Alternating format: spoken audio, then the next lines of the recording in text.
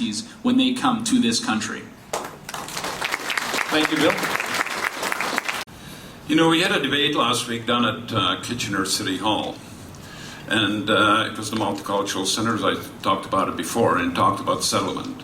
And the two people that didn't show up were the Conservative candidate from Waterloo and the Conservative candidate from Kitchener.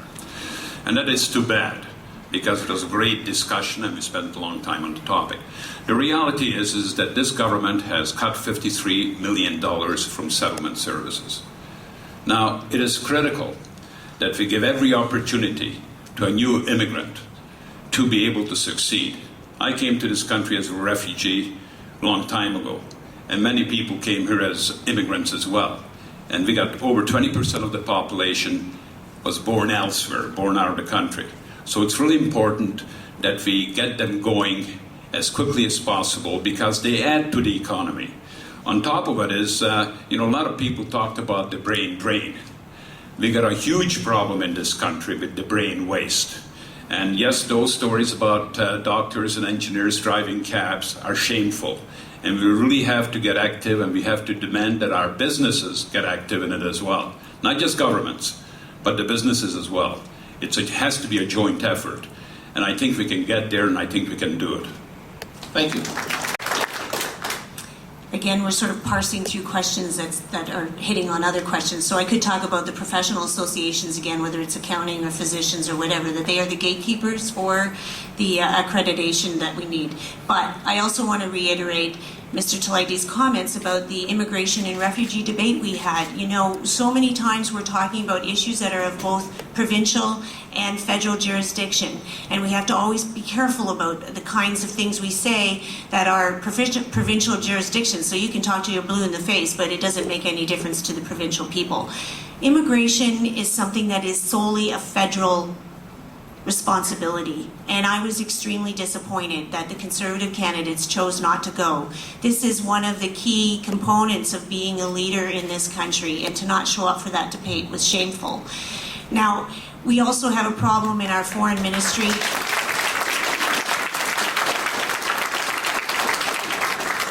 You know, the Ministry of Foreign Affairs, the Green Party would like to see it rebalanced with the 3 Ds of defense, diplomacy, and development. And our diplomacy is deplorable right now. We have lessened the number of diplomatic missions in the rest of the world. We live in a very small world right now, and we need to have people placed on the ground in other countries. If we have those people on the ground in other countries, they can help people who want to come to Canada. It's a two-way street, and we need to be there, set expectations for what life in Canada will be like. That will save us a lot of pain on the ground here, and it's not happening because we've been spending too much time and too much money on the 1D, which has been defense. I'm not totally against it, it's just unbalanced. Thank you, Kathy. Joe, I realize Mr. Telegdi's been away for the job for a while, but I'll remind him that Kitchener City Hall is actually not in this riding. I'm pleased to attend all debates, each and every one here in my riding of Kitchener-Waterloo. And I balance that with knocking on more doors than probably all of these candidates up here combined. Now, on immigration. Immigration is absolutely critical to I miss you too. Immigration is absolutely critical to our country. It enriches our society, and it makes Canada stronger. Last year we had the highest level of immigration in 57 years. As I mentioned earlier, we are looking at we're bringing a better balance to our immigration process by matching skills of immigrants and new Canadians with available jobs.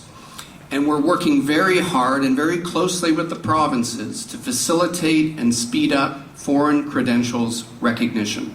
Finally, in our platform, the Prime Minister announced to assist new Canadians and immigrants with their foreign credentials recognition. We will provide them with bridge loans here in Canada so that they can pursue their studies to ensure that they are certified or recertified and their foreign credentials are recognized as quickly as possible.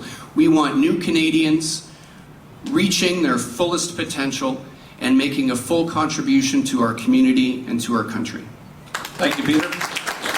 Over to the candidates. You have your final closing remarks, closing comments to make. And we began last time with Bill Brown. This time we'll go the opposite way and begin with Peter Braid.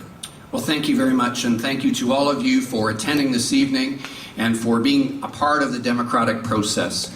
The choice in this election is clear. In fact, it's crystal clear.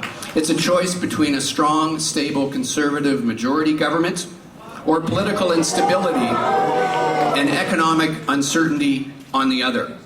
It's a choice between low taxes for job-creating businesses and a positive climate for economic growth, or with Mr. Telegdi, high taxes that drive companies and jobs offshore. It's a choice between a member of parliament who is part of a government, who works cooperatively and who delivers for you and for this community, or someone on the outside who alienates himself and alienates his community and doesn't get the job done. I've worked hard to represent the citizens of this community and to promote business opportunities in this region. My record for delivering for this community speaks for itself. On May 2nd, I'm asking for your vote so that together we can build on our accomplishments and realize our full potential as a community and as residents of Kitchener-Waterloo. In closing, I'd like to thank the KW Chamber of Commerce for hosting this evening's debate, and I would... Thank you, Peter Braid. Kathy McClellan. I really think the best skill that's needed in Ottawa is the experience I received being a mom of 3 small kids and dealing with sandbox fighting, because that's what we get here all the time. Anyway, that wasn't part of my closing remarks. Green Party solutions are rational because the Green Party, unlike other parties, understands the scientific reality of limits to growth set by the carrying capacity of our planet. We have to work within these limits, otherwise we will exhaust resources, degrade our environment, and put our economy, our health, and our children's future at risk. Many people find it hard to position the Green Party on the old political spectrum. Probably a good thing. We believe in sound fiscal management, strengthening our economy while ensuring that it is sustainable. More and more people are simply thinking of the Green Party as the party of the future. We're different from the other parties in another important way. We will never place the pursuit of power above principle. We will not allow partisan politics to get in the way of good ideas and needed action. We agree with Canadians who say it's time for parties in Parliament to stop bickering and get on with the job of governing, combating climate change, and taking better care of our environment, our health, our economy, and each other. Green directions point to more jobs, more time with family, and a livable world now and for our children and grandchildren. We strive to support a society where the pressure to make a living does not crowd out having a life. Every policy of the Green Party must stand the triple bottom test of fiscal responsibility, ecological wisdom, and social justice. I thank you for the chance to answer your questions tonight. I really think you should consider voting Green because it is the future and it is our Canada's future that's at stake right now. Thank you, Kathy McClellan. Andrew Delaney. Thank you very much. We had a debate on CBC, by the way, that was in Waterloo that Mr. Braid didn't attend. Now, I think we're going to have a Rogers debate on Thursday, and I think Mr. Braid is scheduled to attend in Kitchener Studios, so I'm not sure what he was talking about. I don't find Kitchener City Hall, or the other candidates didn't find Kitchener City Hall a problem to go to when you're dealing an important issue. Let's be clear. You heard the Conservative candidate defend his government. Defend a government that was in contempt of Parliament for the very first time in the history of Canada.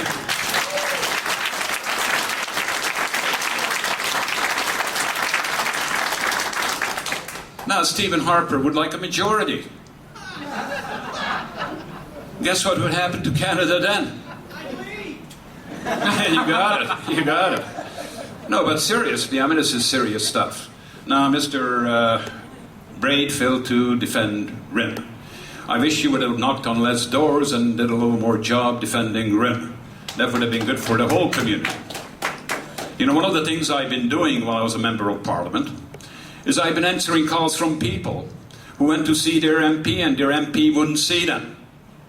You know, I believe that when you're a member of Parliament, you have an obligation to see every constituent who wants to see you, whether you agree with them or not, whether they voted for you or not.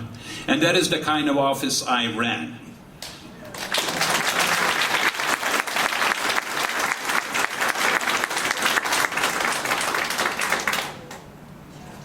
I resigned as parliamentary secretary because one of my constituents was not being treated right, and the law was wrong, and I fought to change it.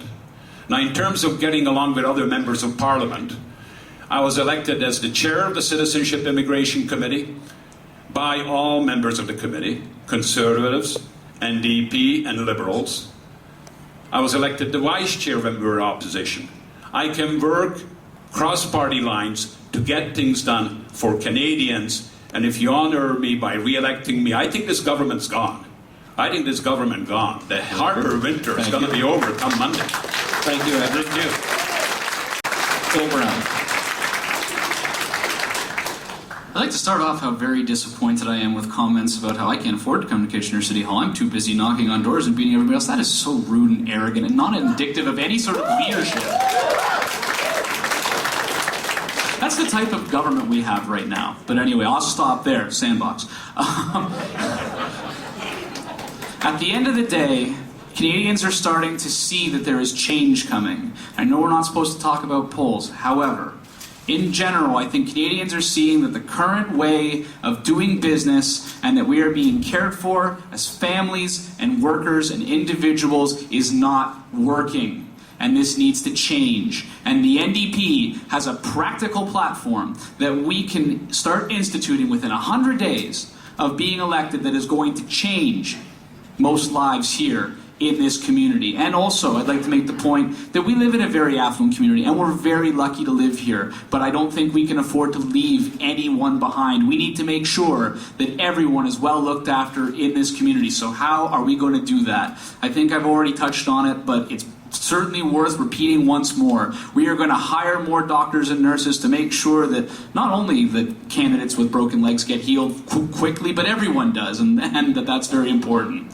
The other thing that we're going to do, and I didn't touch on it, was strengthen pensions. Fully 75% of people who work in the private sector don't have a pension. This needs to change, and we're going to look at working towards doubling CPP benefits for people who are on CPP and who will be on CPP, because we need to make sure that people who are close to retirement have the same or comparable standard of living that they had when they were working, and this is extremely important.